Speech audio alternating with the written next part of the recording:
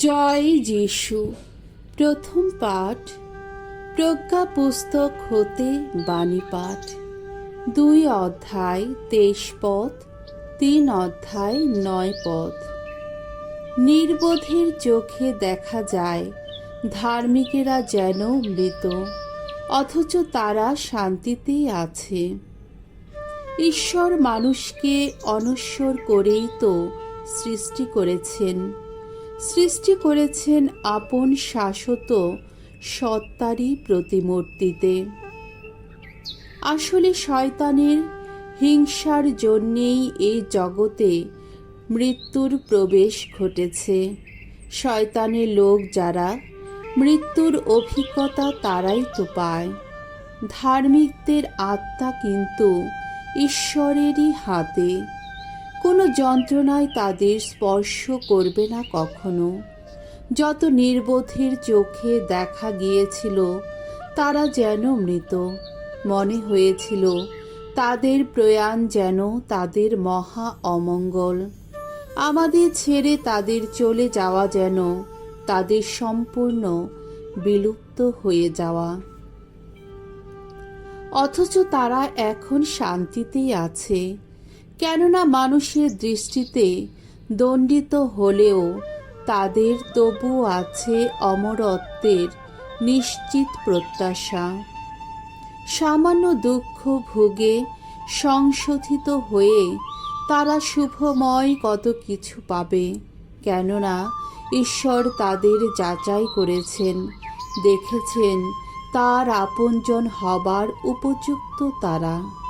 শোধন পাত্রে রাখা সোনার মতোই তাদের তিনি যাচিয়ে নিয়েছেন। তাদের তিনি গ্রহণ করেছেন আহুতি দেওয়া যজ্ঞ বলির মতো। তাদের কাছে ঈশ্বর আসবেন যেদিন, সেদিন তো তারা আলোয় দীপ্তমান হবে, হয়ে উঠবে তারা খড়ের মধ্যে ছড়িয়ে পড়া স্ফুলিঙ্গেরই মতো। তারা তো সেদিন সমস্ত জাতির করবে বিচার, সমস্ত মানুষের ওপর প্রভুত্বই করবে সেদিন। স্বয়ং প্রভুই তাদের ওপর রাজত্ব করবেন চিরকালের মতো। যারা তার উপর এতদিন ভরসা রেখেছে তাদের তখন সত্যের উপলব্ধি হবে। যারা এতদিন বিশ্বস্ত ছিল তারা অন্তরে ভক্তি নিয়ে তার কাছে বাস করবে তখন। ঐশ্য করুণা ও অনুগ্রহ তাদের জন্যেই তো সঞ্চিত রয়েছে, যারা তার মনোনীত জন। প্রভুর বাণী। ঈশ্বরকে ধন্যবাদ। সামসঙ্গীত 34, 1 থেকে 2 পদ, 16 পদ, 15 পদ, 17 থেকে 18তম পদ। আমি ভগবানকে ধন্যবাদ জানাবো চিরদিন।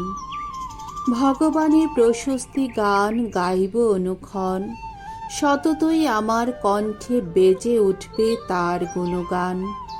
ভগবানই আমার গৌরব, শুনুক নম্র চিত্ত যারা, আনন্দিত হোক। অন্যায় করে যারা, ভগবান তাদের প্রতি সদাই বিমুখ। তিনি এই পৃথিবীর বুক থেকে তাদের সমস্ত স্মৃতি মুছে ফেলবেন। ধার্মিক যারা, ভগবান তাদের চোখে চোখে রাখেন, তাদের মিনতির ডাক কান পেতেই শুনেন। ধার্মিকেরা ডাকে ভগবান সাড়া দেন, সকল সংকট থেকে তাদের তিনি উদ্ধার করেন। ভগ্ন হৃদয় যারা, ভগবান তাদের কাছে কাছেই থাকেন। বিচূর্ণ যাদের মনোবল, তাদের তিনি রক্ষা করেন। বাণী বন্দনা। জয় জয় প্রভুর জয়।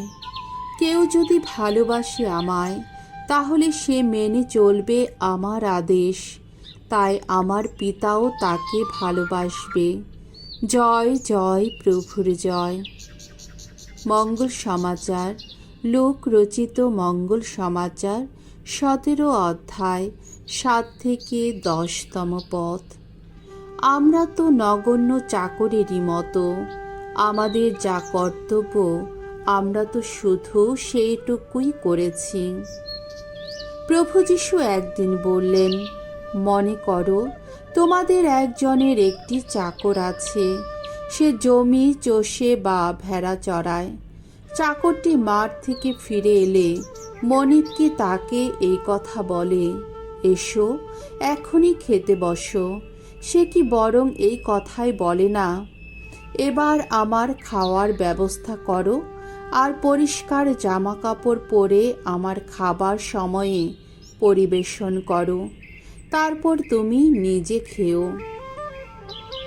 এখন চাকরটি যে মনিবের কথা মতোই কাজ করেছে, মনিব কি সেজন্যে তার প্রতি কৃতজ্ঞ হবে? এ কথা তোমাদের বেলাতেও খাটে।